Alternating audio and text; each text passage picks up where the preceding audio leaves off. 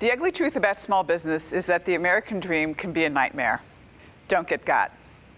I'm your host, Ruth King.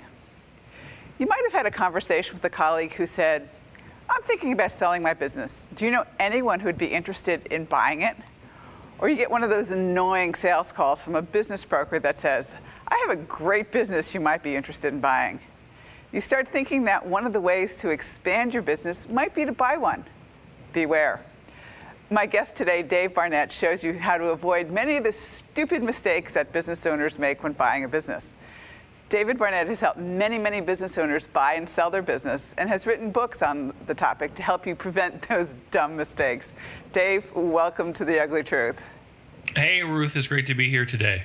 So you've seen the good, the bad, and the ugly, haven't you?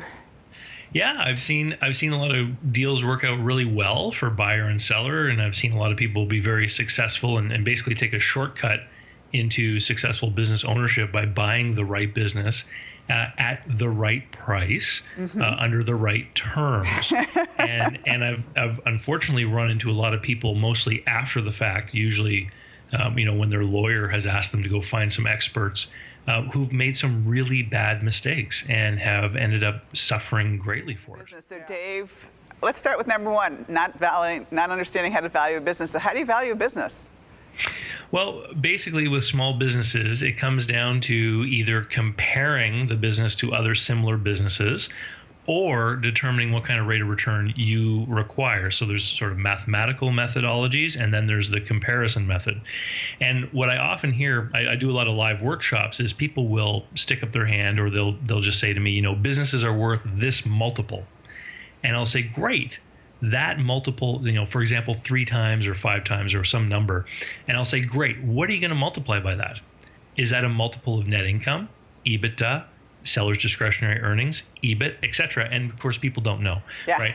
And so they've heard something, and then the other thing that happens is that they take one of these multiplier numbers and they put it against some sort of cash flow number, whichever one of those they pick, and then they think that maybe that's just the value of the company's goodwill, and then they want to add things to it, like the capital assets or the operating capital, etc.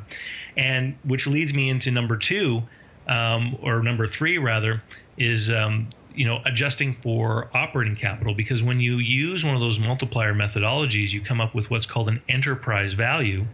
An enterprise value is supposed to contain everything that a business needs to operate to create a cash flow, which includes operating capital. So Ruth, here's one of the big things that happens all the time, is people will look at a small business, they'll see the cash flow, they'll figure out what it's worth to them, they'll negotiate a price, and then they'll decide, based on maybe lawyers and accountants' advice, that they're going to make it into an asset sale. And the seller will say, look, let's simplify things. I'll keep my receivables and I'll take care of my payables. And if there's a difference between the two of those, it means that there was a net operating capital position, and the buyer now is paying a price for that business which is supposed to include that net operating capital, which now all of a sudden is off the table, and the buyer ends up overpaying for the business. Sure. It happens all the time.